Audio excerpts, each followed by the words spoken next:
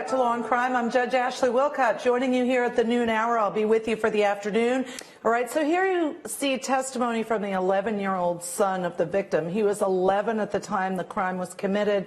Now he's an adult. Remember, this happened in 2006. Jennifer Schuster, trial attorney, thanks for joining us today. Glad to be here, Ashley. Oh, we love having you as a legal analyst on Law and Crime. Tell me, first of all, the obvious question. How do you think this plays on the emotions of the jury to hear from her son, who was at the dispute of a custody battle at the time she was murdered? Sure, absolutely. I think it's going to pull at the heartstrings of the jury. This now young man was only 11 years old at the time. You know, we've heard snippets of him talking about his life with his mom, how they used to play games together. I think we're going to hear more of that sort of emotional testimony. Right now, we're hearing more about where he was the night that this allegedly happened. But I think really primarily the goal here will be to pull at the heartstrings of the jury, really bring the victim to life and see who she was as a mother. So, Jennifer, how much do you think the defense is going to look at the fact that, first of all, we know the father was not a person of interest because he was at dinner. I guess that alibi was established. However, you just heard this son testify that the last time he saw the mother, he knew something was off. I'm looking at my notes. Mother was upset. Mother, father yelling across the parking lot at each other. I mean, arguably that means father was involved some way, not this defendant, even if he didn't commit the crime. What do you think?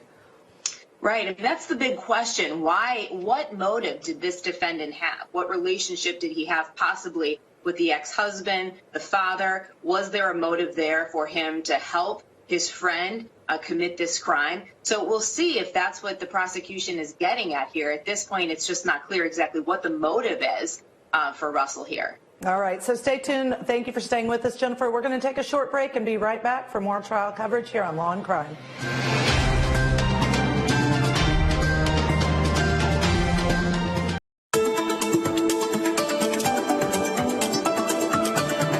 Welcome back to Law and Crime. I'm Judge Ashley Wilcott. We are covering 3 trials today here on Law and Crime. The first, just to recap, and you can go online and watch, is Kentucky versus David Dooley. We will be dipping in and out of that court because we're actually covering 2 and possibly 3 at 12:30.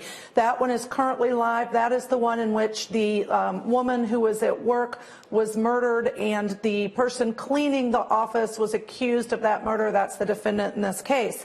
Now, the next case is out of Florida. It's the one we just were showing testimony by the 11-year-old son at the time in 2006. He's now an adult testifying about his mother's murder. The mother was stabbed and blunt force trauma, killed in her own home. Family friend, who was also friends with the ex-husband, is accused of the murder in that case. We'll return to that in just a moment. And then California versus Charles Merritt. If you've been watching Law and Crime, you're familiar with that case. We are on day 21. That's the one in which the defendant is accused of killing the family of 4, Joseph, Summer McStay, and their 2 children who are 3 and 4 at the time. Now, let's talk with Jennifer. I'm going to bring you back in, if I could. Jennifer is our legal analyst today. And tell me a little bit about the decision to have someone testify when they're now an adult. I mean, this happened in 2006. So if you're the prosecution, he was 11 at the time. Is there anything really valuable if he didn't witness the crime he could testify to from the prosecution's perspective?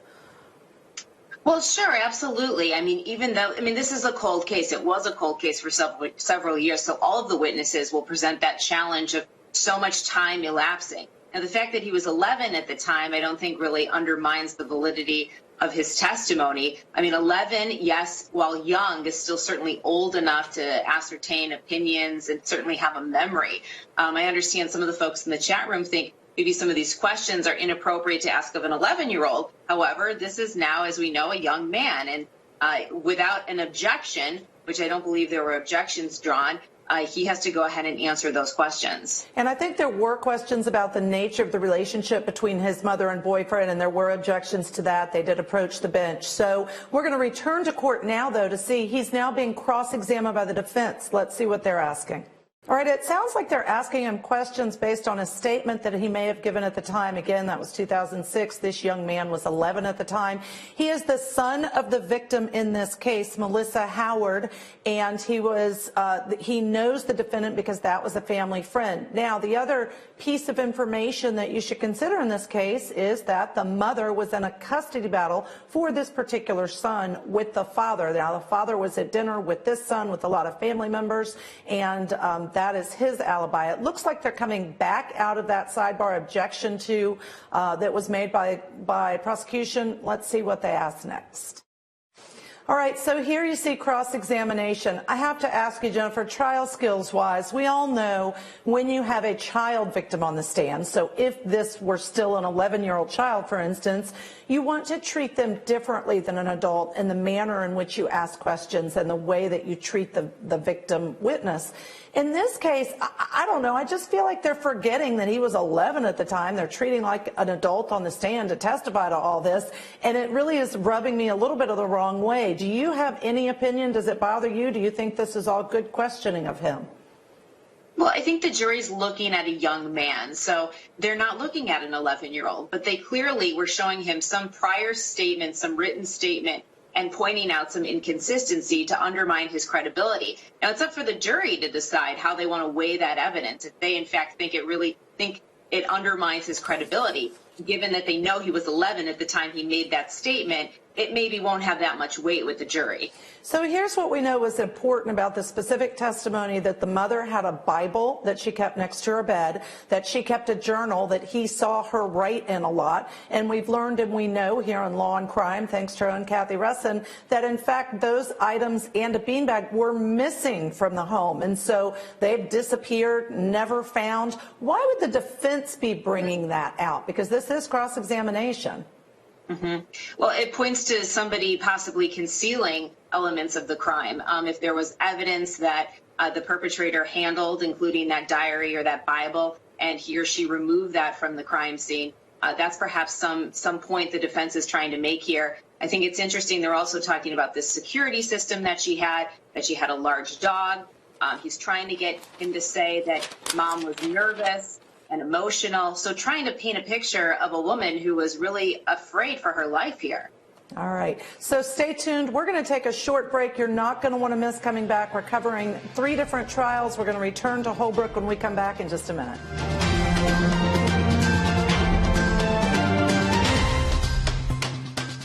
So here we're hearing testimony from the father's girlfriend at the time. So let's put this back in context. And then, Jennifer, I want to get your expert analysis on this case. So the father of the 11-year-old at the time was in a custody battle with his ex-wife at the time. The ex-wife was then killed brutally in her home, and that is Melissa Howard. There's a picture of Melissa Howard. She is the one that was murdered. And it's interesting, the prosecution's witnesses, Jennifer, talk to me about what you think perhaps they're trying to prove is the theory of the case, because this is the father's girlfriend at the time. She's testifying to the same thing that the then 11-year-old testified to, that the family, the husband, her, the ex-husband, her, the rest of the family were out at Mexican food the night of the murder about 7 o'clock. Yeah, well, I mean, the person with the most obvious motive here is the ex-husband, father, Brian Howard. But of course, he's not the one on trial. Russell Holbrook is. And I think the prosecution here is trying to establish through all of these witnesses that Brian Howard was nowhere near this crime. In fact, he was at 2 Mexican restaurants, celebrating with at least 15 people, and his then girlfriend, now wife, is speaking to that and establishing that Brian Howard just had nothing to do with this crime. So why, just devil's advocate, why would the prosecution spend their time putting forward that and saying it wasn't this other person when, frankly, their job is to prove it was this defendant beyond a reasonable doubt? I guess I question their strategy, so to speak, if that is their strategy. Well, I think, of course, they are thinking strategically, always through the eyes of the jurors. And we know that it's likely the jurors are saying, well, what about ex-husband dad? He seems like he's the one who has the biggest motive. So it's reasonable, at least from a strategic standpoint, for the prosecution to feel like they need to address that point. All right, so stay with us, Jennifer. Stay with us, viewers. The question in this case is, did Russell Holbrook kill this woman in her home brutally in 2006? That's what the jury's going to have to decide. We're going to be right back after this short break.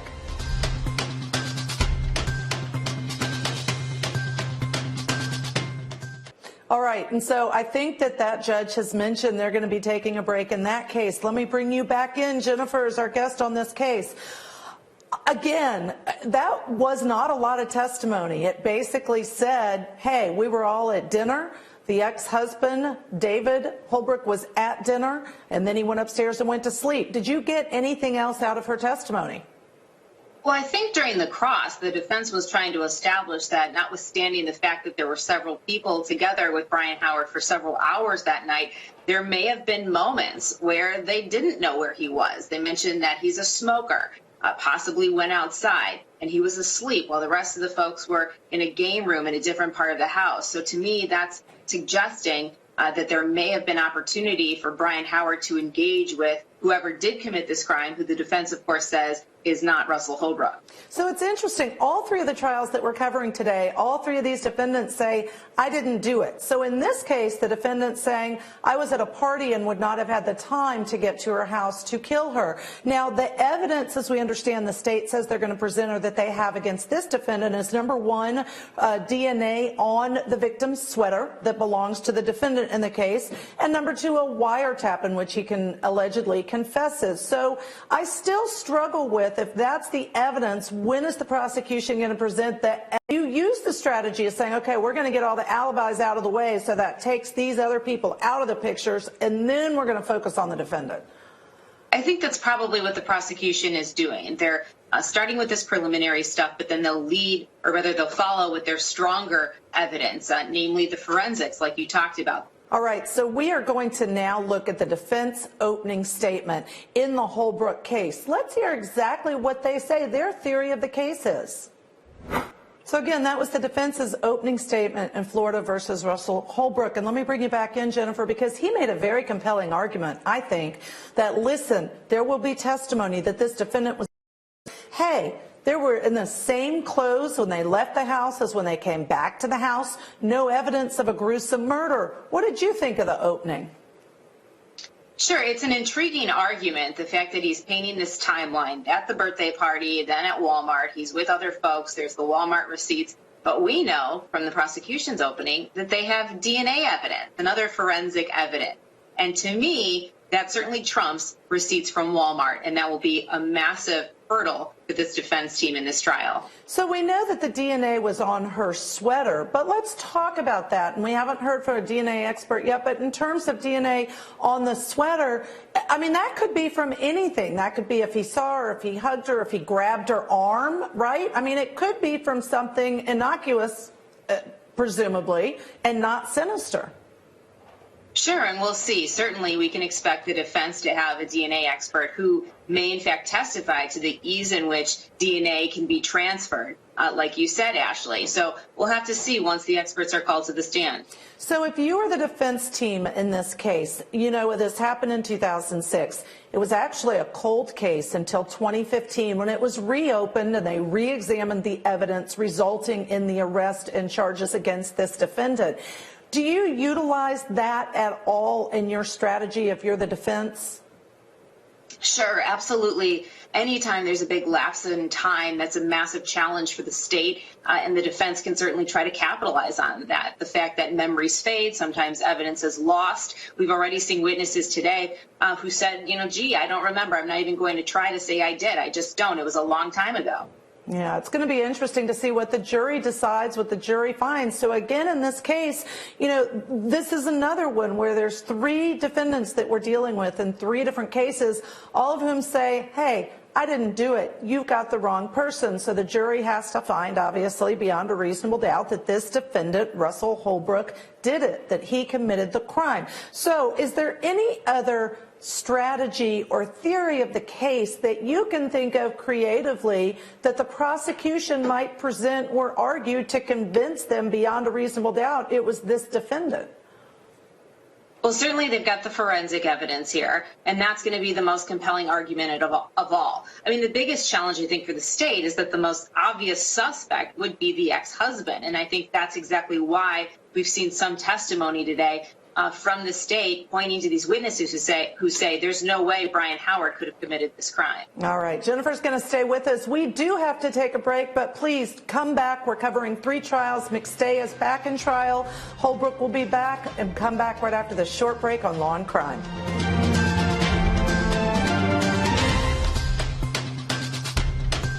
So, Jennifer, let's try to break this down. We know that there were some preliminary matters heard at the beginning before the actual trial started, and that the defense had mentioned a DNA expert and mentioned whether or not there were DNA with the bodies, and had mentioned, yes, expert says there is. Now, we know this is the prosecution's expert. This witness has testified no DNA on the bodies, and now the defense is saying, but you didn't do this other kind of testing where it's basically a vacuum to vacuum everything up, and in fact you saw these other reports. Where do you think they're going with this? What's the defense's point?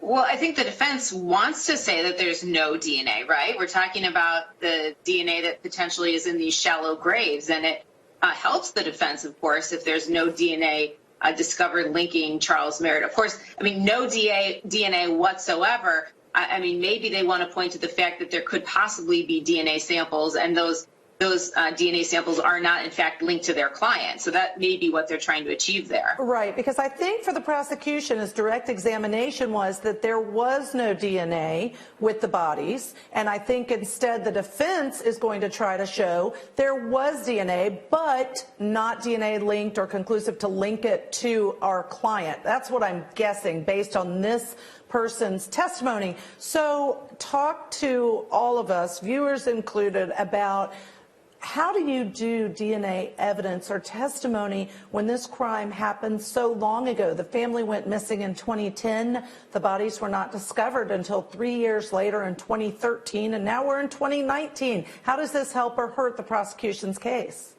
Sure, it certainly is a challenge for the prosecution. It's a challenge also for the defense, though. Any lapse of time is certainly going to be a challenge for either side. You know, what's interesting about DNA evidence is, you know, as more time passes and technology develops, we're learning more and more that this is not an exact science. Lots of these experts have varying opinions about this science. We started to hear some of the questions about, you know, the collection techniques.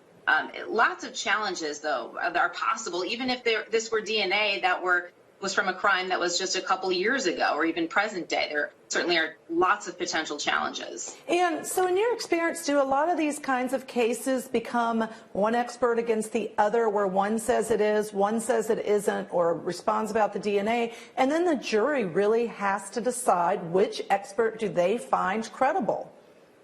Yeah, absolutely. We'll see a battle of the experts, and it's up for the jury to weigh that evidence. Of course, the jury's hearing lots of other evidence from witnesses, other sorts of forensic evidence, such as computer records, cell phone records, all sorts of evidence. And of course, the jury will weigh the totality of all that evidence. And I always like to talk about trial skills, because to me it is such an important skill if you're going to try a case in court, the right way to do things, the wrong way to do things, strategies, techniques. What do you do as an attorney, and you're a trial attorney, when you have testimony like this that, let's be honest, it's going to be dry, right? It's very scientific. It's very factual. You can't change that. You have to get all that evidence out there. Is there any strategy you have to make a witness like this more compelling or more interesting to the jury? It can be tough, absolutely. I think a lot of times we see charts, some kind of demonstrative evidence, and perhaps in summations and closing arguments, they'll put it all together on a chart so that the juries can better ascertain and decipher all of this scientific information that they're getting. Right. Yeah, I mean, at some points, you're really not on the edge of your seat. And it's, we're going on 21 days here, and they've predicted it's going to take months. So that's a lot of information to have to then consolidate and argue in front of the jury to convince them beyond a reasonable doubt that this defendant, Charles Merritt, in fact, bludgeoned to death with a sledgehammer all 4 of these family members. We have to take a short break, but come back here on Law and Crime as we continue to cover all 3 trials live, gavel to gavel.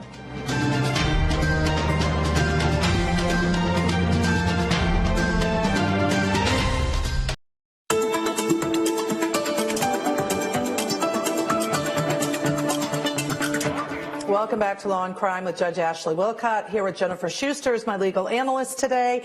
And I want to just remind you, the Dooley case, this is Kentucky versus David Dooley, accused of killing an employee while he was cleaning the office building. She was at the office building. This happened in 2012. They're on a lunch break. They're expected to resume court 1:30 Eastern Standard Time. We will continue to cover that trial live.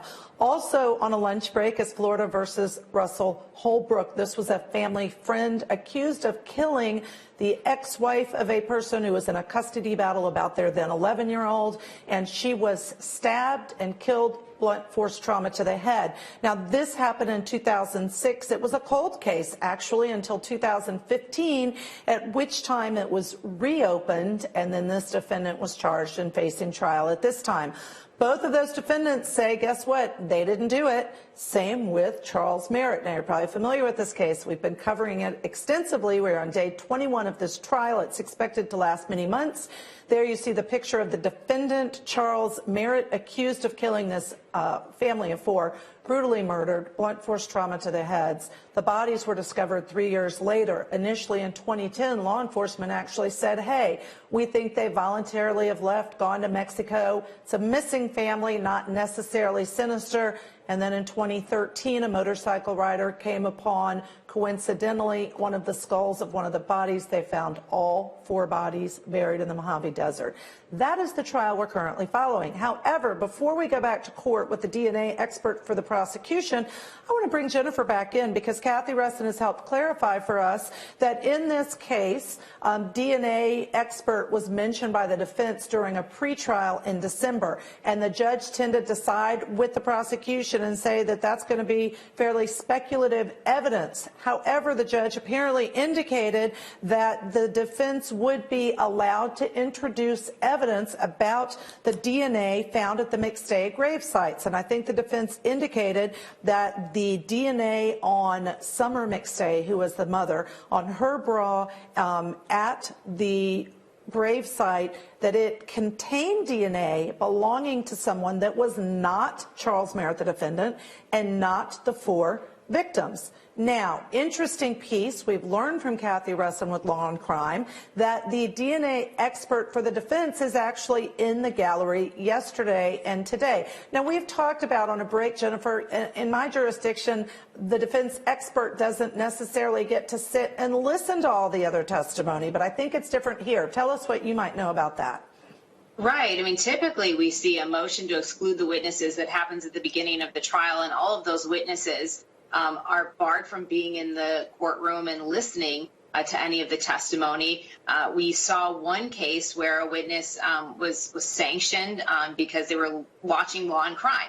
That just can't happen in most jurisdictions. But here it's a different situation. You know, my understanding is when there's an exception like this made for experts, it's so this expert can hear what this witness has to say and then offer more probative testimony because he's hearing what the other person said. And so it's more getting at that truth, which to me makes sense from a logical perspective, but it's not something we see all the time. All right, so let me just talk about the obvious, and that is they also say, the defense does, that the DNA found at the grave site does not match Dan Kavanaugh. Now, that's the person the defense is pointing to and saying this was a business partner. He committed the crimes, not me, Charles Merritt. But arguably, for 4 family members to have been murdered in the way that they were, there may have been more than one person who committed these crimes, who buried these victims, who were in 2 different trucks with 2 different sets of wheel prints leading up to the grave. So what if they say who the DNA doesn't belong to? That doesn't mean that Charles Merritt didn't actually kill them, right?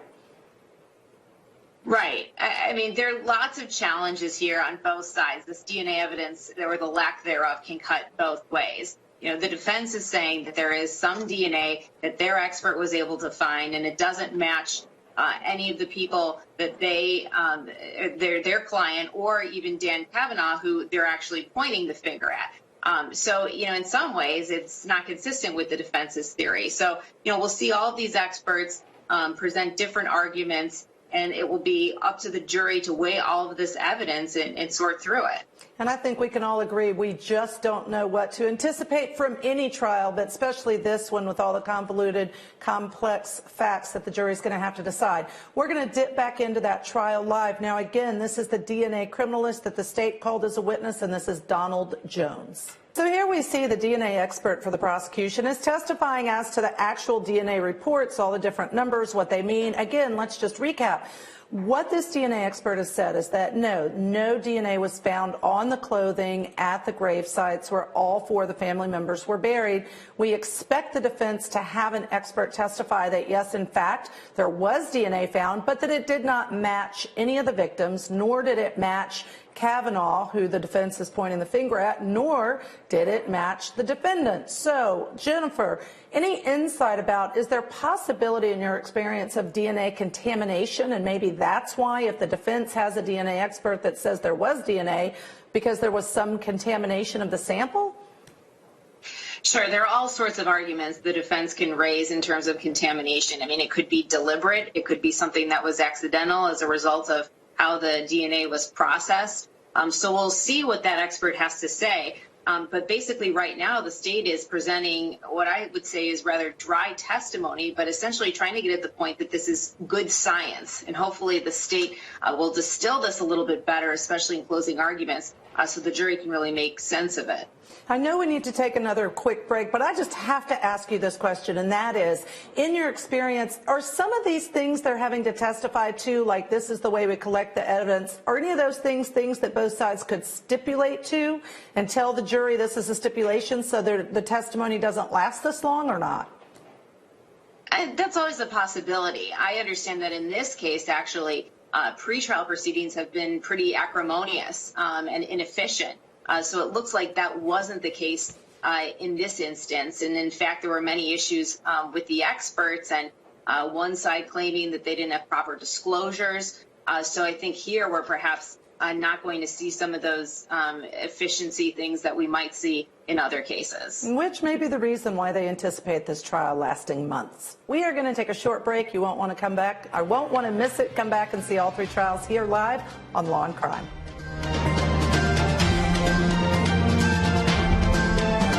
All right, Jennifer, they're still taking some time there in court, so I just want to ask you a question. We're going to take a break, but tell me about what you think so far of the cross-examination, the limited amount at the last few minutes of this deputy and what defense is trying to do. I think you're exactly right, Ashley. The defense is saying, look, this is a big place. Look at this picture. It looks like a huge facility. They pointed out several entrances, lots of comings and goings that perhaps this deputy didn't focus on. And we know from opening statements, the defense is saying that the police and the state just zeroed in on this defendant and had tunnel vision and didn't examine all the other possibilities, the other parts of the building and potential other suspects. And I think the prosecution has an argument that, hey, look, he changed his story. He did some other things. They were falsifying the time stamp sheets for working. So there's some other things going on. This is going to be an interesting one to see if this defense argument equals reasonable doubt or not. We are going to take a short break, but please come back and join us for all three trials live here on Law and Crime.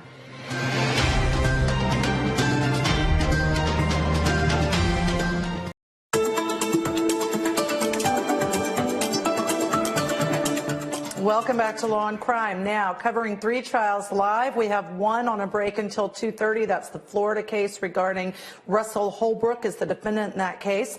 We have Kentucky versus David Dooley, and that's the one that we are currently covering, and we're going to go back into court. We have a testimony of Deputy Anthony Lusty. He was one of the first people on the scene when they went to the office building, and he is on cross-examination.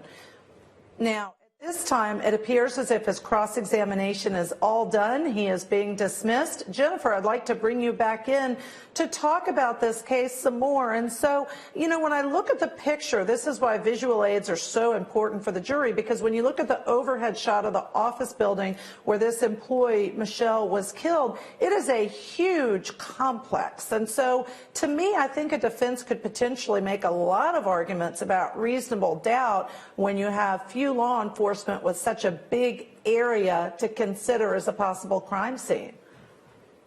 Yeah, absolutely. And we know that a critical piece here for the state is that the defendant left the facility. He was seen leaving the facility. He actually communicated with another worker that he left because he needed to tear his pants, or he tore his pants. He needed to change his pants. He said something else to police. But the bottom line is that a lot of people could have been coming and going from this facility, lots of employees, and certainly other suspects potentially. And what did you think of some of the things you heard, like tearing his pants, so he had to change them? He is a janitor there, so ostensibly, you know, something could get torn as you're doing things around and cleaning up. Did you have any feel for it when you heard that? Sure. I mean, things like that, inconsistent statements, don't look good for him. However, the fact that there isn't very strong DNA evidence here, in fact, it's rather weak. The fact that there is no weapon here, the fact that there isn't really any strong DNA evidence in terms of the fibers when considering this was a really bloody, awful, brutal crime. Those are all things the defense pointed out in its opening statement, and I think very strongly suggests some reasonable doubt. And this is the case, I mean, this is made for TV movie in terms of he was convicted in 2014 for this murder. Now, that conviction was overturned on appeal because, get this, the lead prosecutor, who is the DA at the time, was having an affair with the lead investigator on the case, and the allegation was they did not turn over, the prosecutor, did not turn over a piece of surveillance video that showed an unknown man entering the plant where the office was. So, arguably significant evidence, his conviction was thrown out. Is the jury going to convict him or not? We don't know. We'll have to watch. We're going to return to court where the next witness has taken the stand in this case. See testimony from one of he was actually in charge of those people under him in law enforcement when he got the call and had to respond. Jennifer, let me bring you back in. I know that you'll be leaving us today at 2, but tell me about, first of all, any theories or anything you've noticed about the defense in this case. Well, it's a fascinating strategy on behalf of the defense. They really came out swinging this morning in opening statements saying, listen, there's not just reasonable doubt here when it comes to David Dooley. We'll tell you who actually committed this crime. It was Michelle Mockbee's husband. So really a bold strategy there. And it's now up to the defense to really bring it. It's not exactly an affirmative defense, but they're going to have to back that up. And it's going to be interesting to hear why. I mean, that person's never been charged by the prosecution, so there's no way of us knowing exactly how he was cleared of the crime, why he wasn't charged, but fact of the matter is he wasn't. Jennifer, always great to have you on Law and Crime. We really appreciate you being a legal analyst here and joining us. We are going to take a break, and let's talk about after that break. You can expect to come back. 3 trials we are covering. You know, the McStay family murder out of California versus Charles Merritt is one of the cases we're covering. We are also covering Florida versus Russell Holbrook. This is the one where he's accused of killing a family friend, the wife of an ex-husband. And then Kentucky versus David Dooley that we just showed you some of the testimony. Come back right after this break. We'll be here waiting on you.